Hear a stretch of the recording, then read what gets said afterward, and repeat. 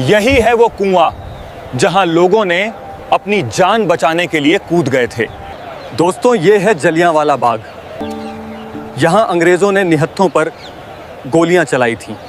तो वीडियो को पूरा देखें और चैनल को सब्सक्राइब कर लीजिए। इतिहास के पन्नों में कुछ तारीखें स्याही से नहीं बल्कि बेगुनाहों के लहू से लिखी जाती हैं। 13 अप्रैल 1919 यह महज एक तारीख नहीं बल्कि ब्रिटिश साम्राज्य के माथे पर लगा वह कलंक है जिसे सदियों की बारिश भी नहीं धो सकती। पंजाब के हृदय अमृतसर में स्थित जलियांवाला बाग की मिट्टी आज भी लाल है। अगर उस मिट्टी को मुट्ठी में भींच कर सुना जाए तो आज भी उसमें से चीखों, सिसकियों और आजादी के नारों की गूंज सुनाई देती है। लेकिन यह मौत का तांडव अचानक नहीं हुआ था। इसके पीछे कई सालों का धोखा, क्रूरता और एक ऐसे काले कानून की साजिश थी जिसने पूरे हिंदुस्तान की आत्मा को छलनी कर दिया था। कहानी की शुरुआत होती है प्रथम विश्व युद्ध 1914 से 1918 के दौर से, जब ब्रिटेन यूरोप के मैदानों में अपनी बादशाहत बचाने के लिए लड़ रहा था। तब हिंदुस्तान के लाखों वीर सपूत अंग्रेजी फौज की वर्दी पहनकर अपना खून बहा रहे थे। भारतीयों को एक भोली सी उम्मीद थी कि युद्ध में इस असीम वफादारी और शहादत के बदले अंग्रेजी हुकूमत उन्हें आजादी की ओर ले जाने वाले कुछ अधिकार देगी। लेकिन साम्राज्यवाद की फितरत में एहसानमंदी नहीं, केवल धोखा होता है। युद्ध के दौरान ब्रिटिश सरकार ने भारत में उठ रही आजादी की आवाजों को कुचलने के लिए डिफेंस ऑफ इंडिया एक्ट 1915 लागू किया था। यह एक आपातकालीन कानून था जिसके तहत पुलिस को असीमित ताकतें दे दी गई थीं। बिना किसी वारंट के गिरफ्तारी, बिना मुकदमे के जेल, यह सब आम बात हो गई थी। भारतीयों ने इसे युद्ध के समय की मजबूरी समझकर बर्दाश्त कर लिया। लेकिन जब 1918 में युद्ध समाप्त हुआ तो अंग्रेजों ने अपना असली रंग दिखाया। आजादी या रियायत देना तो दूर, उन्होंने भारतीयों के सीने पर एक और खंजर उतार दिया, रॉलेट एक्ट। सिडनी रॉलेट की अध्यक्षता वाली समिति ने डिफेंस ऑफ इंडिया एक्ट की क्रूरताओं को स्थायी बना दिया। फरवरी 1919 में इंपीरियल लेजिस्लेटिव काउंसिल में भारतीय सदस्यों के कड़े विरोध के बावजूद इस बिल को जबरन पास कर दिया गया। यह कोई आम कानून नहीं था, यह एक ऐसा फंदा था जिसे हर हिंदुस्तानी के गले में डाल दिया गया था। इस कानून का एक ही खौफनाक नारा था, ना दलील,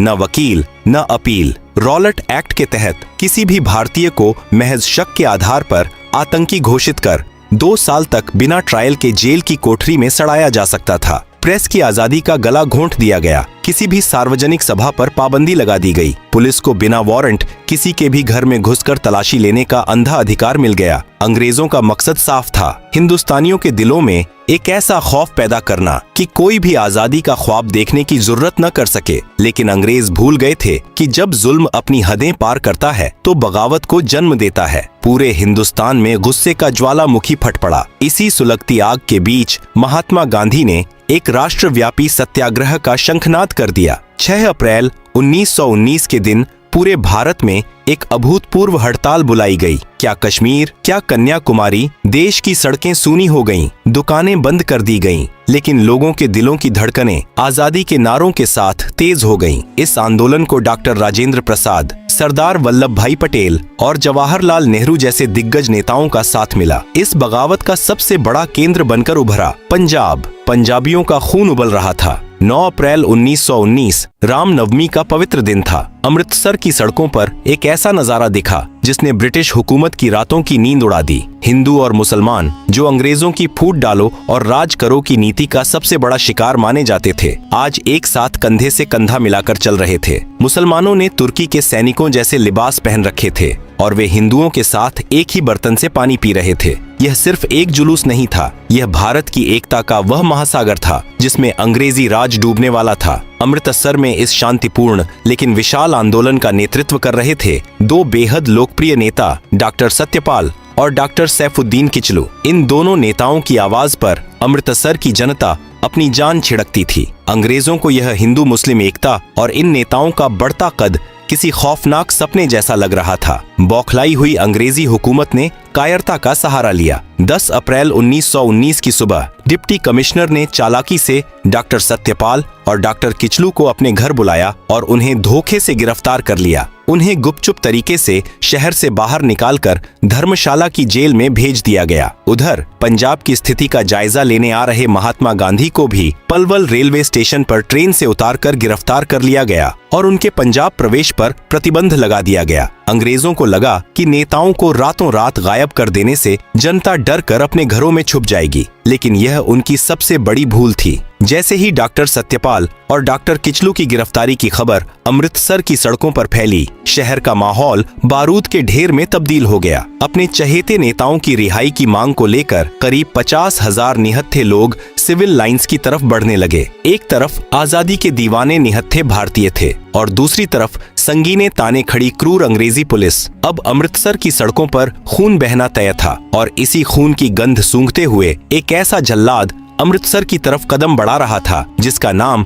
इतिहास में हमेशा के लिए नफरत का पर्याय बनने वाला था, जनरल रेजिनाल्ड डायर। 10 अप्रैल 1919 का सूरज जब अमृतसर के आसमान पर उगा तो किसी ने सपने में भी नहीं सोचा था कि यह अपने साथ खून की बारिश लेकर आया है। शहर के दो सबसे महबूब नेताओं डॉक्टर सत्यपाल और डॉक्टर सैफुद्दीन किचलू के अचानक गायब कर दिए जाने से जनता के दिलों में एक गहरा आघात लगा था। हजारों की संख्या में लोग, जिनमें महिलाएं, बुजुर्ग और युवा शामिल थे, अपने नेताओं का हाल जानने के लिए डिप्टी कमिश्नर के बंगले की तरफ कूच कर रहे थे। उनका मकसद कोई दंगा या फसाद करना नहीं था, वे बस अपने रहनुमाओं की सलामती की भीख मांग रहे थे और उन्हें आजाद करने की गुहार लगा रहे थे।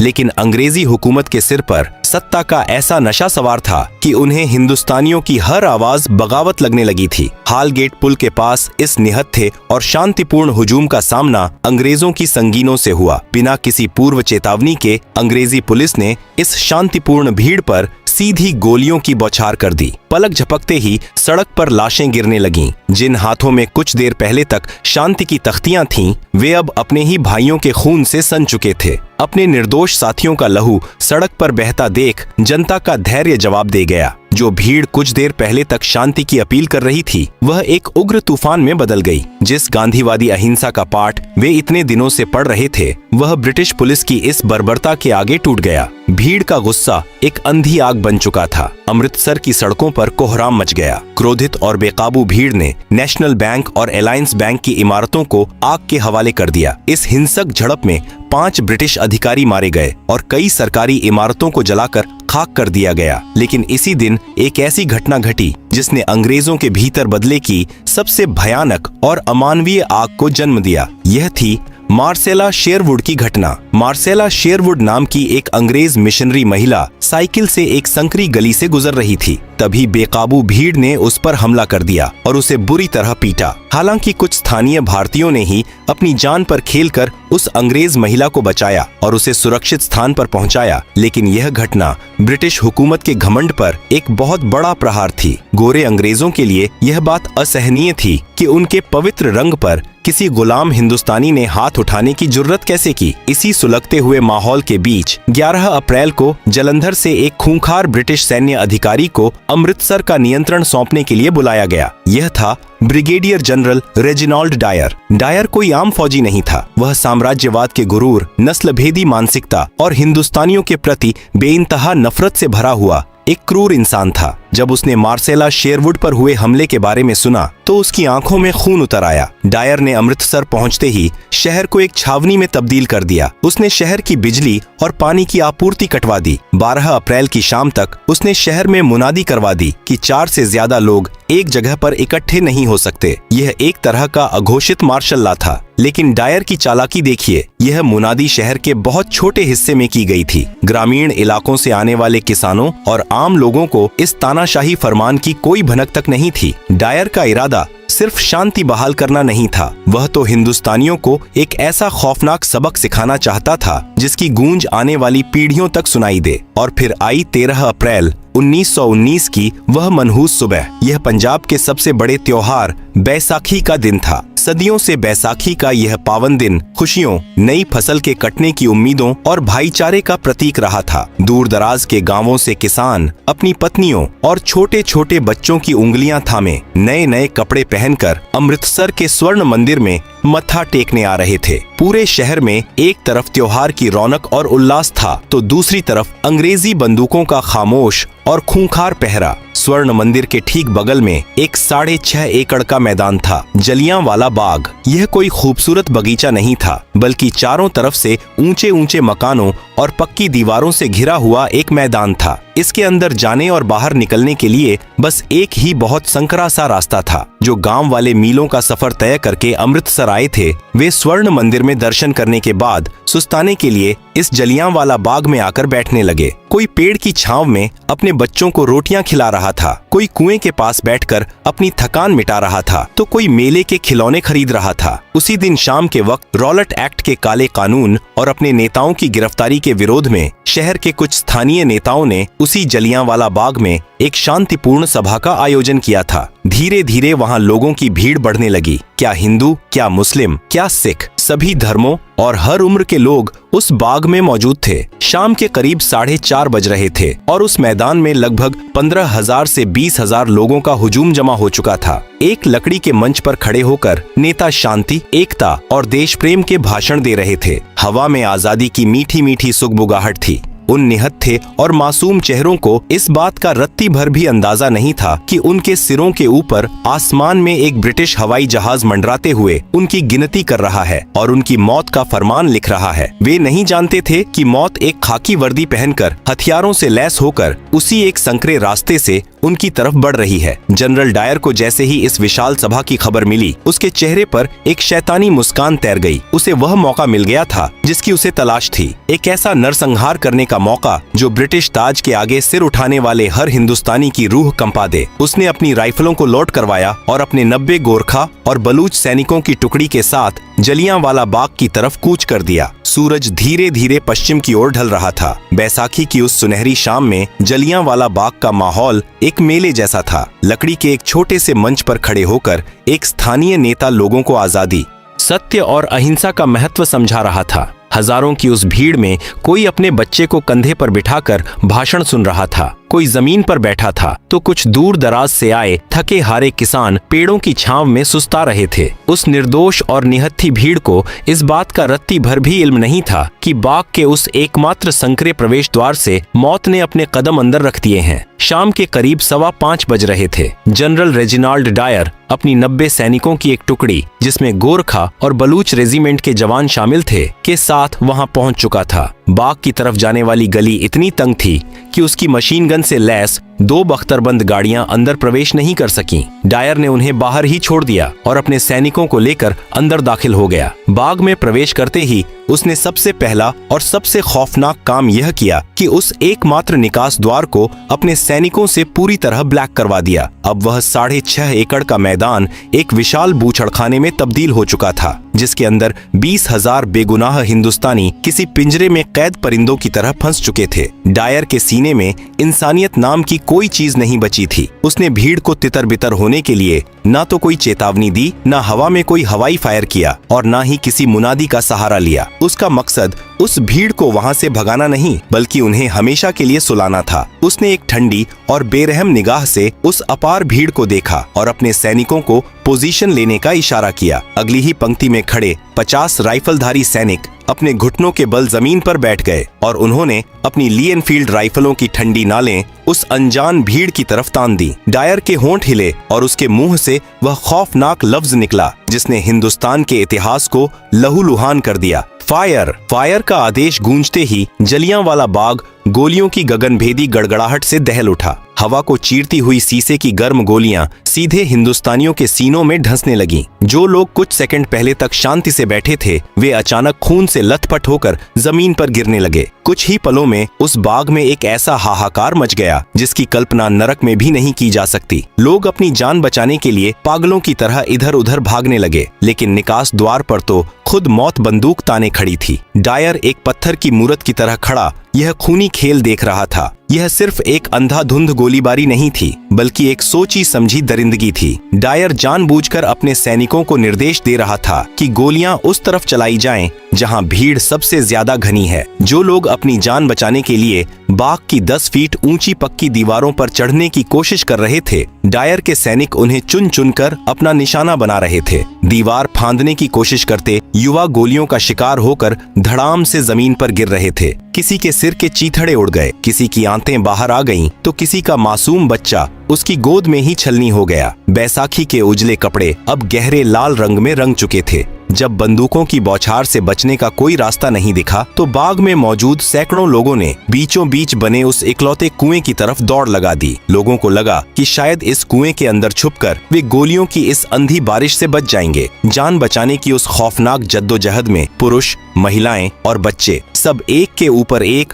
उस गहरे कुएं में छलांग लगाने लगे, लेकिन वह कुआं भी मौत का कुआं बन गया। देखते ही देखते वह कुआं इंसानी लाशों और तड़पते जिंदों से ऊपर तक भर गया। दम घुटने और कुचले जाने से वहां एक अलग ही दर्दनाक मौत ने अपना तांडव किया। बाद में जब उस कुएं से लाशें निकाली गईं, तो उसमें से 120 बेजान शरीर बाहर आए थे। पूरे 10 मिनट इतिहास के पन्नों में दर्ज ये वो 10 मिनट थे जब समय भी अपनी आंखें बंद करके खून के आंसू रो रहा था। उन 10 मिनटों में डायर के सैनिकों ने बिना रुके 1650 राउंड गोलियां दागीं। यह अंधी फायरिंग तब जाकर रुकी जब सैनिकों की गोलियां लगभग खत्म होने को आ गईं। फायरिंग थमने के बाद का नजारा और भी ज्यादा भयानक था। बाग की जमीन पूरी तरह से खून के दलदल में बदल चुकी थी। हवा में बारूद की गंध और खून की महक घुल गई थी। आधिकारिक आंकड़ों ने भले ही झूठ बोला हो, लेकिन उस दिन 1000 से ज्यादा लोग अपनी जान गंवा चुके थे और 2000 से ज्यादा लोग बुरी तरह घायल होकर उस मैदान में तड़प रहे थे। जनरल डायर उसी बर्फीली खामोशी और गुरूर के साथ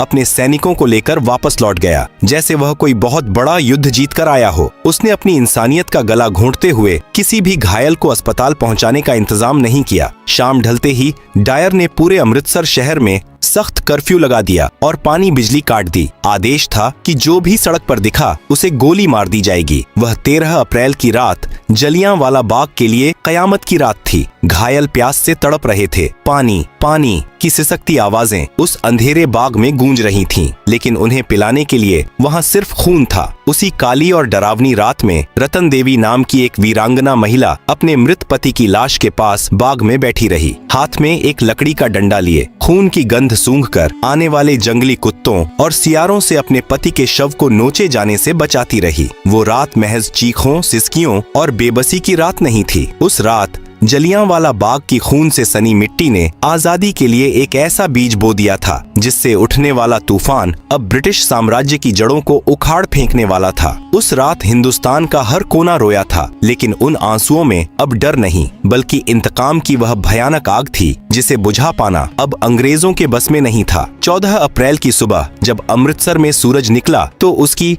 किरणें भी बाग में बिखरी लाशों को देखकर सहम गई होंगी, लेकिन अंग्रेजों ने अपनी बर्बरता यही नहीं रोकी। इस नरसंहार के तुरंत बाद पूरे पंजाब में मार्शल लॉ लागू कर दिया गया। हिंदुस्तानियों को सड़कों पर पेट के बल रेंगने के लिए मजबूर किया गया। सरेआम कोड़े मारे गए और अमानवीय यातनाएं दी गईं। पंजाब को एक खौफनाक खुली जेल में तब्दील कर दिया गया था। जब इस भीषण नरसंहार की खबर देश और दुनिया में फैली तो ब्रिटिश सरकार ने दुनिया की आंखों में धूल झोंकने के लिए डिसऑर्डर्स इंक्वायरी कमेटी यानी हंटर कमीशन का गठन किया। यह न्याय का नहीं बल्कि बेशर्मी का एक ऐसा नाटक था जिसने जले पर नमक छिड़कने का काम किया। कमीशन के सामने जब जनरल डायर पेश हुआ तो उसके चेहरे पर रत्ती भर भी पछतावा नहीं था। उसने बड़ी बेबाकी और गुरूर से कहा कि वह चाहता तो भीड़ को बिना गोली चलाए भी हटा सकता था, लेकिन वह हिंदुस्तानियों को एक सबक सिखाना चाहता था। इतने बड़े अमानवीय जुर्म के बावजूद अंग्रेजों ने डायर को कोई कड़ी सजा नहीं दी, बस उसे उसके सैन्य पद से हटाकर